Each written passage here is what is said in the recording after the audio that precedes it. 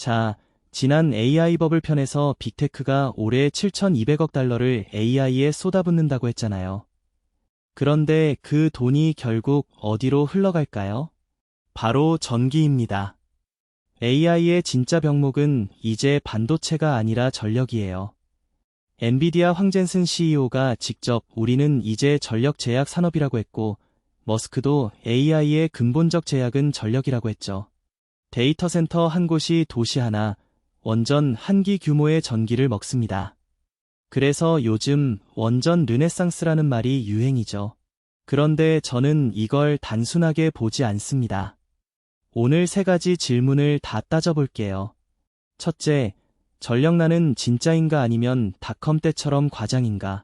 둘째, 그 전기를 누가 공급하나? 원전일까요? 가스일까요? 태양광일까요? 셋째, 어디에 투자 기회와 거품이 있나? 한국 원전까지요. 찬반을 다 보겠습니다. 먼저 수요. 전력난이 진짜냐? 강세론의 증거부터 보죠. 미국 전력 수요는 2005년부터 2023년까지 거의 0%, 그러니까 20년간 잠잠했어요.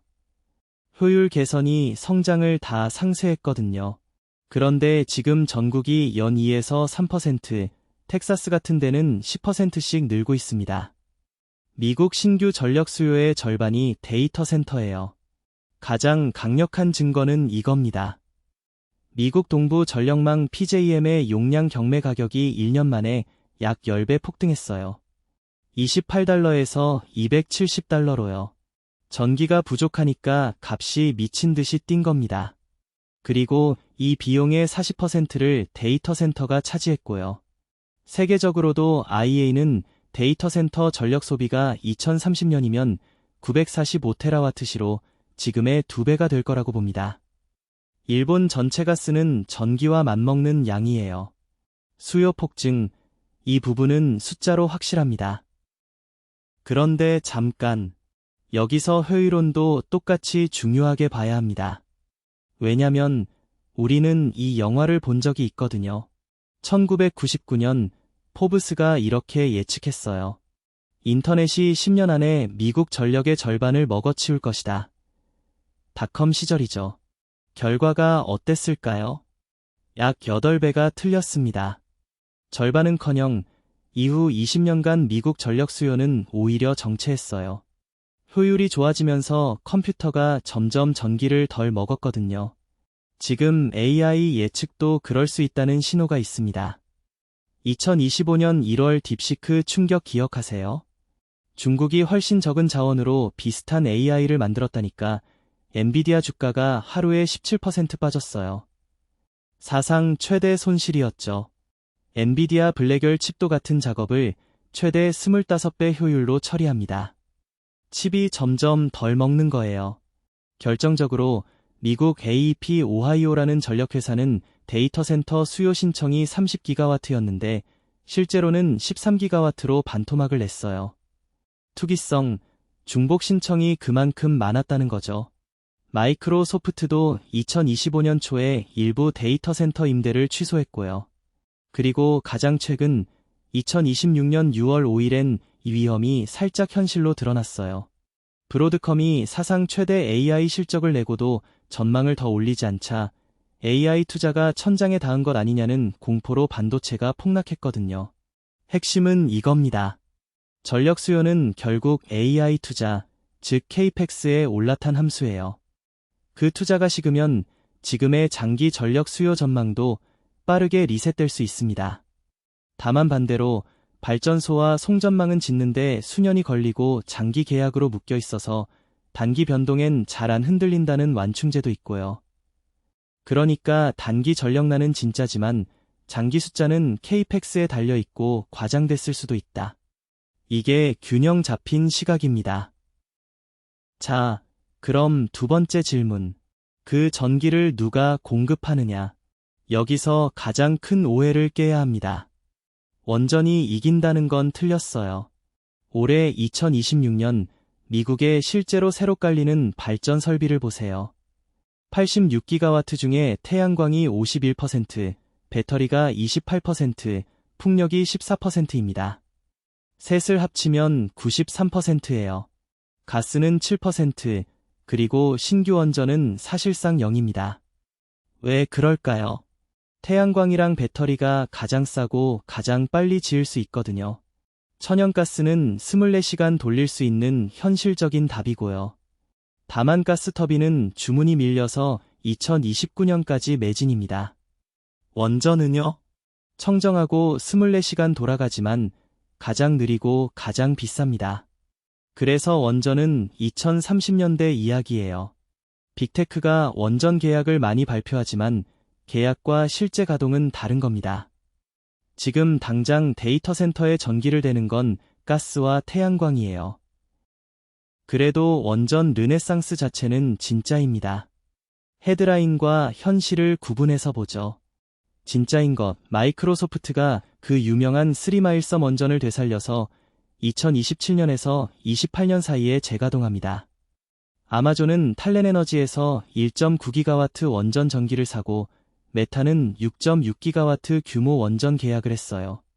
구글과 아마존은 소형 원전, SMR 개발사에 직접 투자했고요.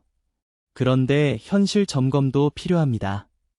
미국이 최근에 지은 신규 원전 보글은 7년이나 지연됐고 비용이 2배인 350억 달러가 들었어요. 경고성 사례죠. SMR, 소형 원전은 마케팅으론 2에서 4년이면 짓는다지만 실제론 7년에서 10년 걸리고 아직 상업 가동한 게 단 하나도 없습니다. 연료인 농축 우라늄도 부족하고요. 28 콜롬비아 페소에서 2050년까지 원전을 3배로 늘리자고 서약했지만 실제 투자는 목표의 절반에 그치고 있어요. 원전은 꿈은 크지만 시간이 걸립니다. 그럼 세 번째, 투자 얘기를 해볼까요? 핵심은 현금 흐름과 꿈을 구분하는 겁니다. 현금 흐름 쪽을 보면 전력 발전 회사들이 2024년과 2025년 미국 증시 최고 성과주였어요. 비스트라가 2024년에 약 260% 올라 S&P 500 2위였고 NRG에너지는 2025년 1위였습니다. 지이버노바도 1년에 157% 올랐고요. 이건 실적이 따라오는 상승이에요. 그런데 꿈 쪽, 그러니까 투기적인 소형 원전주를 보세요. 오클론은 매출이 0인데 시총이 80억 달러예요. 샘 알트먼이 투자했다는 후광 때문이죠. 뉴스케일은 1분기 매출이 96%나 줄어서 충격을 줬고 SMR주들이 고점 대비 40에서 60%씩 폭락했습니다. 투기적인 끝단은 이미 거품이 꺼지고 있는 거예요. 거장들도 갈립니다. 블랙록의 핑크는 전기가 새로운 실리콘이라며 강세론인데 본인이 세계 최대 운용사라 이해상충이 있죠. 반면 빅쇼트의 버리는 AI 인프라 버블이라고 경고합니다. 그러니 진짜 돈을 버는 회사와 꿈만 파는 회사를 반드시 구분하셔야 해요. 자, 그럼 우리 한국은 어떨까요? 한국에겐 기회와 그림자가 동시에 있습니다. 기회부터 보죠. 한국은 원전 수출 강국이에요. 작년에 체코 원전 2기를 약 18조 6천억 원에 수주했고 UAE 바라카 원전 4기는 이미 다 지어서 가동 중입니다. 웨스팅하우스와의 특허 분쟁도 2025년 1월에 타결되면서 수출길이 열렸고요. 두산의 너빌리티가 주기기를 만들면서 수주 모멘텀을 타고 있습니다. 재밌는 건 재생에너지를 강조하던 이재명 정부도 2026년 1월에 원전은 계획대로 짓겠다고 확정했어요. 그런데 그림자도 있습니다. 한국도 AI 전력난을 피해갈 수 없어요. 국내 데이터 센터 전력 수요가 2028년이면 6,000메가와트를 넘는데 신청 290건 중에 수도권 67%가 전기 공급 불가 판정을 받았습니다. 송전망과 변압기가 병목인 거죠. 두산의 너빌리티 주가도 1년 새 2.5배나 출렁이며 과열과 조정을 오갔고요. 원전이냐 재생이냐 정책 균형이라는 숙제도 남아 있습니다. 그럼 거장과 기관들의 시선을 정리해 볼까요? 역시 찬반이 팽팽합니다. 강세론 쪽 블랙록의 핑크는 병목이 칩이 아니라 전기라며 에너지가 새 실리콘이라 했고요. 골드만삭스는 데이터 센터 전력 수요가 2030년까지 165% 늘고 전력망 업그레이드에만 7,200억 달러가 필요하다고 봅니다. 모건 스탠리는 아예 변압기 슈퍼사이클을 선언했어요. 빌 게이츠도 테라파워라는 소형 원전을 짓고 있고요. 반대로 신중론, 빅쇼트의 벌이는 AI 인프라 자체가 버블이라며 케이펙스 1달러를 발표하면 시총이 3달러 오르는 건 비정상이라고 꼬집습니다. 버핏 진영, 그러니까 아벨 체제의 버크셔는 투기적 확장보다 자본 규율을 강조하고요. 시케이아는 2026년이 진실의 순간이라며 가동률이 낮으면 대규모 상각이 올 수 있다고 경고합니다. 정답은 없어요. 다만 강세론도 회의론도 둘 다 데이터에 근거가 있다는 게 핵심입니다. 자, 이제 정리하겠습니다. AI 전력난 진짜일까요? 제 결론은 이렇습니다.